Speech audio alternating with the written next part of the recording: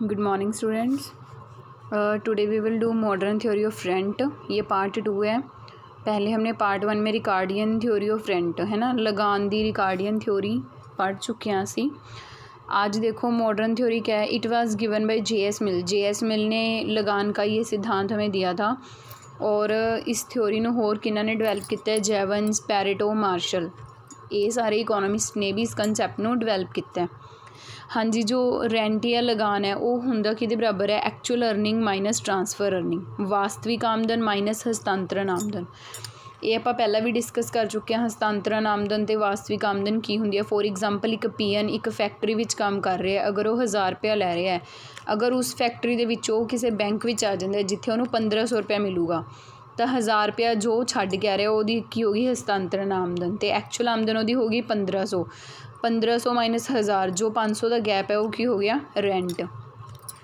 Why does rent arise, मतलब लगान क्यों पैदा होंगे, क्यों लगान मिलता है? कहते जो साधन ने वो दो तरह के होंगे ने। एक होंगे ने स्पैसीफिक विशिष्ट साधन, एक होंगे ने नॉन स्पैसीफिक अविशिष्ट साधन। स्पैसीफिक होंगे ने जिन्हों का सिर्फ सिंगल यूज ही होंगे, जिन्हों में कोई गतिशीलता नहीं होंगी। नॉन स्पैसीफिक होंगे ने जिन्हों के ज़्यादा यूजिज होंगे ने, जिन्हों गतिशीलता भी होंगी है। सिंगल यूज की एग्जाम्पल तुम ये लै सकते हो भी जिमें किसी एक ज़मीन पर तुम कली गेहूँ ही उगा सकते हो, या कोई परसन इको ही फैक्ट्री विच ही काम कर सकता है।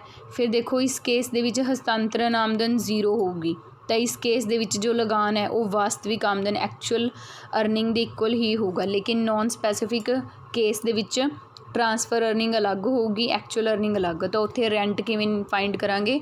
उपर वाला फॉर्मूला यूज़ करके, actual earning minus transfer earning. उस तो बाद है जी डिटरमीनेशन ऑफ रेंट, लगान का निर्धारण। देखो ये आप दो केसिस पढ़ने हैं। फस्ट आप पढ़ना है रेंट ऑफ लैंड, कि जमीन का लगान किमें फिक्स होंदा है। Rent arises due to scarcity of land. Rent is determined where demand for land is equal to supply of land. हाँ जी, लगान वहाँ मतलब फिक्स होगा। होता क्यों है? पहली बात तो लैंड की स्कार्सिटी, मतलब ज़मीन की घाट है, ज़मीन की मंग ज़्यादा होंदी है, पूर्ति घट। ये फिक्स किमें होंदा है? जिस पॉइंट ते जो ज़मीन की मंग और पूर्ति बराबर हो जाएंगे उत्थे फिक्स हो जाऊगा। हाँ जी, demand for land is derived demand. Derived होंदी है व्युत्पन्न मंग, मतलब ज़मीन की मंग व्युत्पन्न मंग है। यदा मतलब ज़मीन की मंग डिपेंड करती है भी किस परपज़ लिए वो यूज़ होगी। फॉर एग्जाम्पल तुसी उहदे उपर अनाज उगा रहे हो, जे तुसी ज़्यादा अनाज उगाना है तो ज़मीन की मंग भी ज़्यादा होगी, घट उगाना है तो मंग भी घट होगी। Supply of land remains fixed, और ज़मीन की पूर्ति की होंदी है तुहानूं पता है फिक्स होंदी है। तो देखो आप डायग्राम भी बनाई हुई है। सप्लाई वाली करव आप स्ट्रेट लाइन बनाई है वर्टिकल। डिमांड अपनी नॉर्मल शेप च है, लैफ्ट टू राइट डाउनवर्ड आ रही है। 4 डिमांड करव्स ने, तो जिथे भी इंटरसैक्ट करनगे उत्थे ही की फिक्स हो जाएगा? रेंट।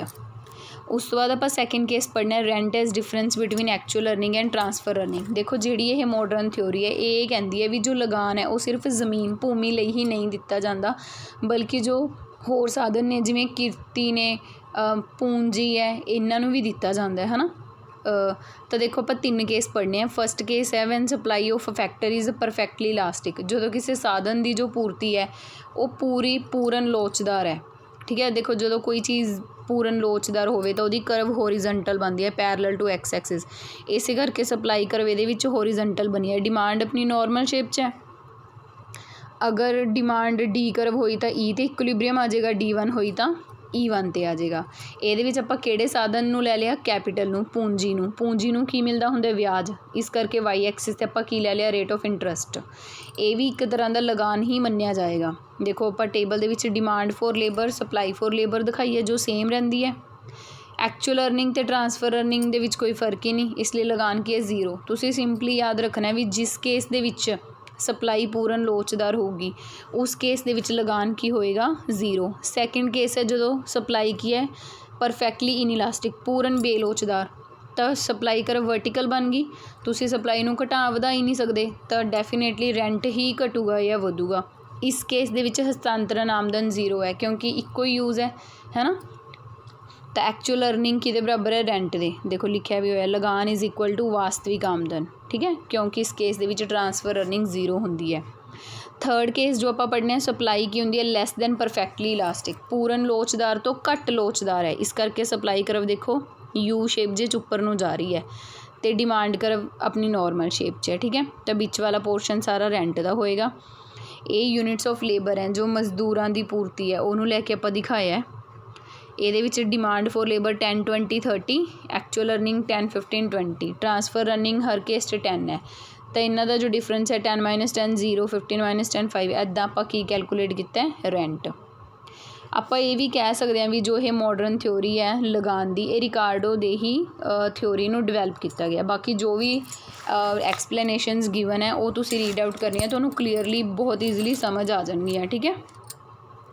ਇੱਕ ਹੋਰ ਜੋ ਲਾਸਟ ਕੰਸੈਪਟ ਇਹਦੇ ਵਿੱਚ ਆਪਾਂ ਪੜ੍ਹਨਾ ਹੈ, ਕੁਆਸੀ ਰੈਂਟ, ਜਿਹਨੂੰ ਆਭਾਸ ਲਗਾਨ ਕਿਹਾ ਜਾਂਦਾ ਹੈ। ਡਾਕਟਰ ਐਲਫਰੈਡ ਮਾਰਸ਼ਲ ਨੇ ਇਹ ਕੰਸੈਪਟ ਦਿੱਤਾ ਸੀ। ਕੁਆਸੀ ਲਗਾਨ, ਆਭਾਸ ਲਗਾਨ ਕੀ ਹੁੰਦਾ? It is income derived from machines and other appliances of production made by man.